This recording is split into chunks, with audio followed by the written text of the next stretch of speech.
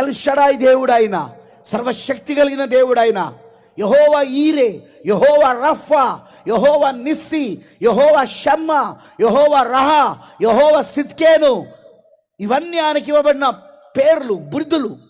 ఆ బిరుదులు. కానీ ఎక్కడైనా ఆయన త్రియేక దేవుడు, త్రిత్వం దేవుడు అన్న బిరుదుతో ఎవరైనా పిలిచారా?